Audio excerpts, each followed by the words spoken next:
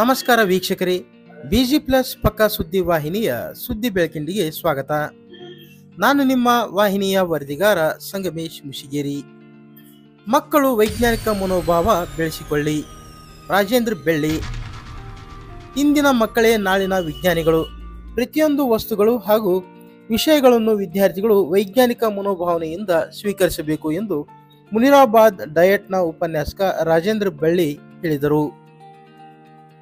ಕುಷ್ಟಗಿ ತಾಲೂಕಿನ ಬಿಜ್ಗಲ್ ಗ್ರಾಮದ ಸರ್ಕಾರಿ ಮಾದರಿಯ ಹಿರಿಯ ಪ್ರಾಥಮಿಕ ಶಾಲೆಯಲ್ಲಿ ವಿಜ್ಞಾನ ವಸ್ತು ಪ್ರದರ್ಶನ ಕಾರ್ಯಕ್ರಮ ಉದ್ಘಾಟಿಸಿ ಅವರು ಮಾತನಾಡಿದರು.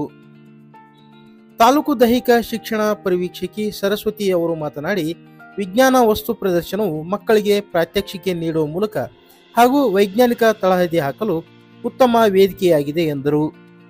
ಪ್ರಾಥಮಿಕ ವಿಭಾಗದಲ್ಲಿ ಸಾಕಷ್ಟು ವರ್ಕಿಂಗ್ ಮಾಡೆಲ್ಗಳನ್ನು ತಯಾರಿಸಿದ್ದು ವಿಶೇಷವಾಗಿದೆ.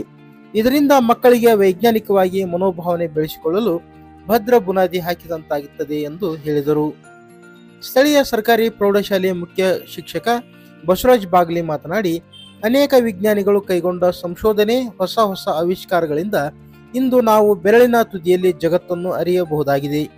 ಪ್ರತಿಯೊಬ್ಬ ಮಗು ತಾನೇಕೆ ವಿಜ್ಞಾನಿಯಾಗಬಾರದು ಎಂಬ ವಿವೇಚಿಸಿಕೊಳ್ಳಬೇಕು ಎಂದು ಹೇಳಿದರು.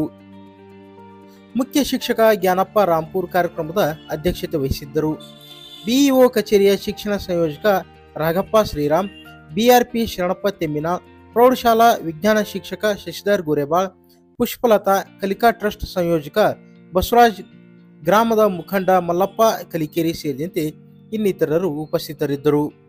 ವಿಜ್ಞಾನ ಶಿಕ್ಷಕಿ ಶಿಲ್ಪಾ ಪಟೇದ್ ಅವರ ಮಾರ್ಗದರ್ಶನದಲ್ಲಿ ನಡೆದ ವಿಜ್ಞಾನ ವಸ್ತು ಪ್ರದರ್ಶನ ಮಾದರಿಗಳನ್ನು ಸ್ಥಳೀಯ ಎರಡೂ ಶಾಲೆಗಳ ವಿದ್ಯಾರ್ಥಿಗಳು ಹಾಗೂ ಶಿಕ್ಷಕರು ಸರದಿ ನಿಂತು ವೀಕ್ಷಿಸಿ ಮಾಹಿತಿ ಪಡೆದುಕೊಂಡರು.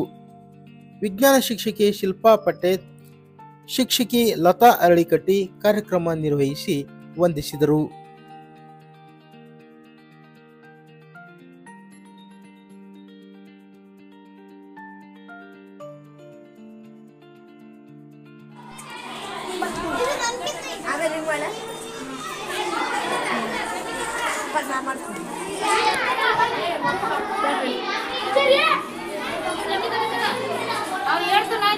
ನೋಡ್ತಿದ್ದ ಸಾಕು ಮಾಡ್ರಿ